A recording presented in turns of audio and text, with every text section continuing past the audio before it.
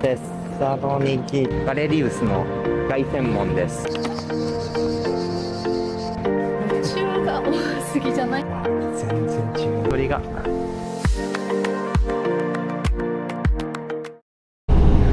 白い街並みが見れる。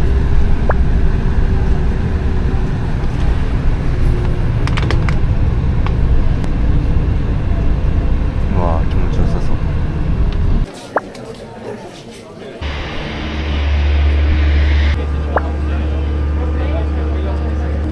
これマジで今ついたやつに乗るの？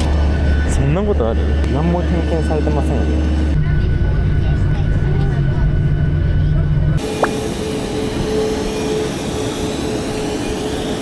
今1時半で朝の6時ぐらいまで時間を潰します。実質の空港泊。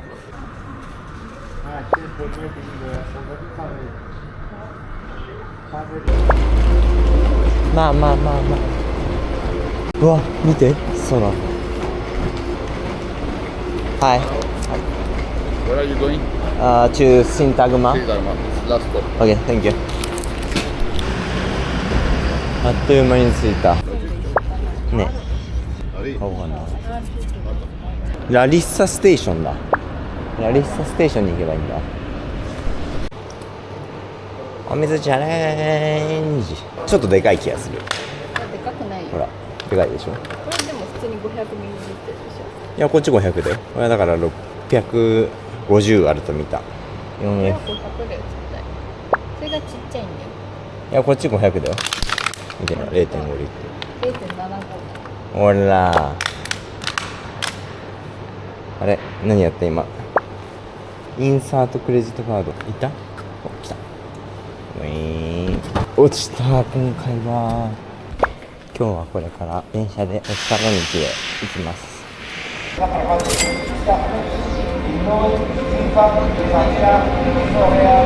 あ、2って書いてある。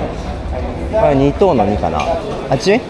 どうしてわかる？これが2の3 2の？ 3。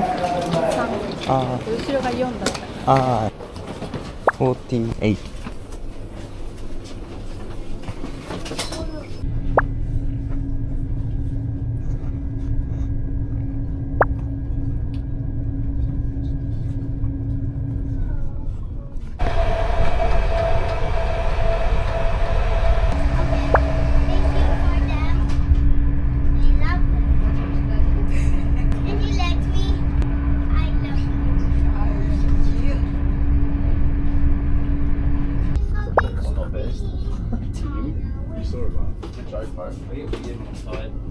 父ちゃん、テッサロニキ戻ってまいりました。1週間ぶりぐらいかな。そうだね。そんなことないか。5日ぶりぐらいか。めっちゃ長い間行ってた気がするね。今日はエアビーですね。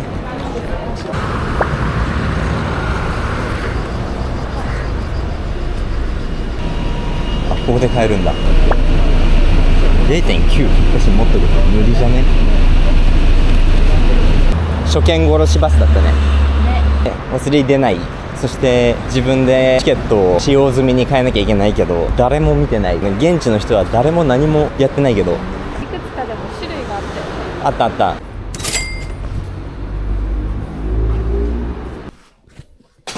え、似合ってる。広。え、合ってる。こっちが英語だ。基本はワンジャーニー 0.9 で、子供は半額。ああ、マンスリー3マンス。確かに持ってそう。アニュアルチケットとか200だもんね。持ってんのが。今日はせっかくなのでテッサロニキをちょっとだけ観光することにしました。テッサロニキも一応世界遺産になってるからね。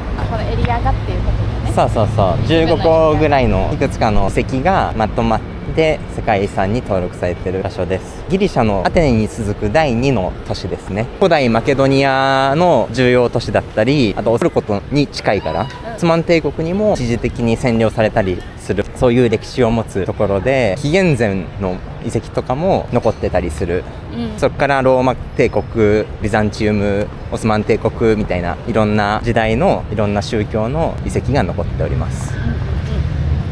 こちらがガレリウスの凱旋門です。これはローマ時代だね。すごいね、ちゃんと残ってるね。そうガレリウスっていうローマ皇帝がいて、4世紀頃にペルシャ帝国への勝利を記念して建てられた凱旋門らしい。彫刻がしっかり残ってるね。本当だね。もっと大きかったんだ。一部が残ってる感じかな。結構やっぱテッサロニキはテッサロニキ王国みたいなのができたわけじゃなくて、そういうオスマン帝国時代も第2の首都みたいな感じで2番手の位置づけ、そんな都市テッサロニキでございます。まだあんま観光客とかも来てなさそうだよね。とかやっぱアテネとかメテオラとかサントリーニとかね、見どころがたくさんあるから。これがこれも凱旋門と同じガレリウス皇帝教会みたいなものなんだけど、本当はお墓として使われる予定だったんだけど、実際使われなかったらしい。でオスマン帝国による支配された後はあれまたミナレットが建てられちゃってモスクとして使われてたらしいです。入れないっぽいね。書いてある？入れるね。でも結構こういう無料で楽しめるところが多い。外から見るだけだから。そうこれ一番テッサロニキって調べて、その世界遺産の中でも多分トップの教会です。面白いね。そのローマ帝国時代の建物がアヤソフィアか、あれも確かモスクに改修されちゃったんだよね。これも同じです。宗教が変わって建物も変わるって思う。そうてかミナレットを建てるとモスクになるっていう、なんかビフォーアフター。建物は一緒で。建物は一緒。入場には6ユーロかかりました。入りません。いい感じですか？いい感じです。テッサロニキはアテネよりも暑いね。東南アジアを思い出す暑さ。日本もそうね。日本の夏ぐらいだね。ここもそうなんじゃない？やっぱ確かにどんどん上がってってるんだよ。気温がね。そう。もうさ40度いってるところがねあったよね。あったね。アテネよりもでも2、3度高い。アテネ36度でテッサロニキ38度でしょ。ああ、そう。テッサロは38度だったね。サントリーニはすごい涼しかったのに。過ごしやすかった。テッサロニキはもう明日出るんだけどね。明日から弾丸で東欧を回っていくっていうね。そうね。楽しみですね。テッサロニキは世界遺産にも指定されている建物がいくつもあるんだけど、それと同時に港の都市として結構重要な場所だったらしくて、地中海の料理っていうのが有名らしいです。なんかさ、アテネもそうだったけどさ、路中が多すぎじゃない？路中っていうか多分この道を駐車場として使ってるよね。そうだね。全部どこ？確かに。車しかない。本当にすごくない？だってなんか綺麗だね。決まってるんじゃないかってぐらい止まってるね。あとやっぱり今日は日曜日だからスーパーマーケットがやってないんだ。あ、じゃあスーパーマーケットやってない可能性あるな。確かに。昨日のギリシャは日曜日はお休みな雰囲気らしいんで。続いてまいりましたのは聖ディミトリオス教会でございます。青です。結構何回か火災とかで再建されたりっていうのを繰り返してるらしい。これで今残ってるのはビザンチウム帝国による修復がなされたビザンティウム様式。これは多分中にも入れるんじゃないかな。チケットなしで。教会だからね。多分あれかな。ここはさ、ギリシア正教ですか？ギリシャは。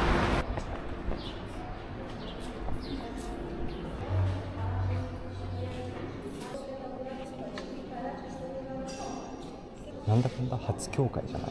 こっち来てから。ね、立派だね。綺麗。内装が。わ、教会ってまた違うね。全然違うね。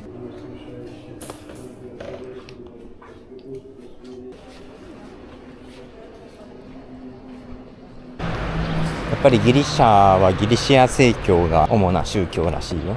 東ローマ帝国のカトリックからさらに分派したギリシア正教会。もっとププロテスタントとか最近だよね。